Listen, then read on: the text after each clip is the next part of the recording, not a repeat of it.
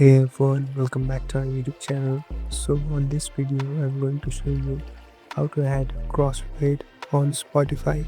So let's begin. First of all, open your Spotify application.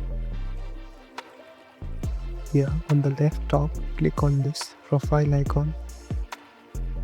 Now tap on settings and privacy. Here you'll be able to see the option of playback.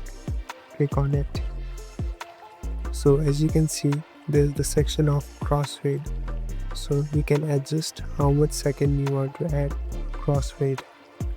So simply the use of crossfade is to add the fading option in the gap of any songs that you play. So you can adjust it according to you. So yes, thank you for watching this video. I hope this helps.